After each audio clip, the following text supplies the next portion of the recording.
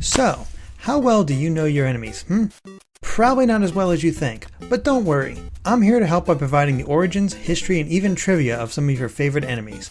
They could be from well-known titles or absolute bombs, but they are memorable and that's what matters. And who better to begin with than the humble Goomba? This little guy is well known since he is the first enemy encountered in the original Super Mario Bros.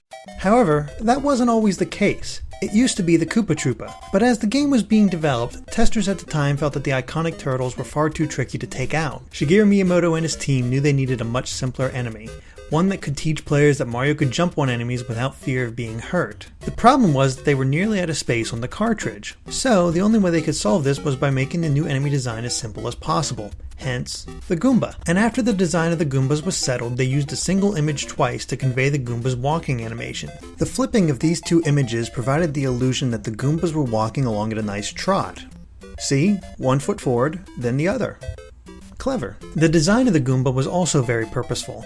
Players will note that they are almost the exact same size and shape as the Super Mushrooms. Since power-ups weren't yet common in the days of early gaming, the first Goomba served as a teaching tool. You see, even if players thought that the Super Mushroom was an enemy, when they went to jump on one, it would provide a power-up. Incidentally, Goombas themselves were designed to resemble a shiitake mushroom, though that is a little odd since its Japanese name, Karibo, means chestnut people.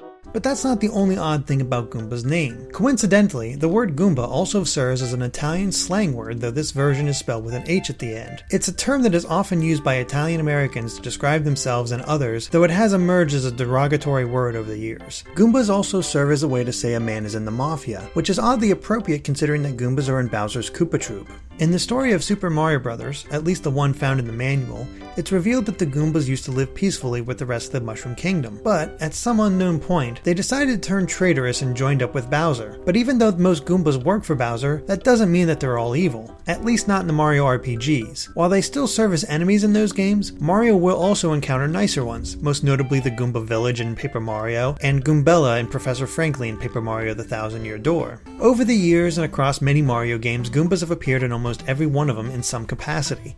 Their tactics rarely change, if they even have any tactics at all. In the 2D games, Goombas would just kind of wander aimlessly hoping to bump into Mario. Maybe it's because they were always sidled along, not looking ahead. When the 3D games came along, they would actually rush after Mario whenever he came into sight. They still weren't that effective, but at least they were trying at this point. Goombas have changed little over the years. They didn't even have a visible mouth until Super Mario Bros. 3. However, they are about the most adaptable of the Koopa Troop. They've appeared in almost every area save for underwater, and even took the form of Bowser in the first castle of the original game. And though the basic Goomba hasn't really changed after all this time, that doesn't mean there aren't variants. In Mario 3, they used a special shoe that could even stomp on spikes. Known as Karibo's shoe, it became an immensely popular item despite appearing in only one level, and it really should have been called Goomba's shoe since Karibo is its Japanese name. But then there's the Goombas in Super Mario World. Unlike every other game, these guys are rounded and simply cannot be stomped. Instead, they are flipped over and can be carried and thrown much like a Koopa shell. The reason for this change was never really made known and never carried over into any of the future games. That is, until the revelation of Super Mario 3D World. Before this game, they were never given a distinction from regular Goombas in the American releases, while in Japan they were referred to as Karibon. However, they were officially given the American name Galoombas for their appearance in 3D World. Of course, this isn't even covering all the other variants of the Goombas that have popped up over the years.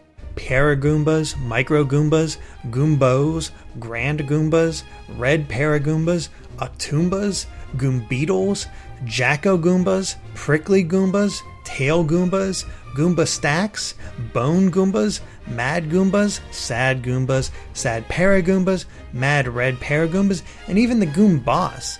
And there's still more out there from the Mario RPGs. Goombas are everywhere in the Mario universe, perhaps even the world of Zelda where a few made an appearance in Link's Awakening along with other Mario enemies. Heck, Goombas even appeared in the Super Mario Bros. Movie.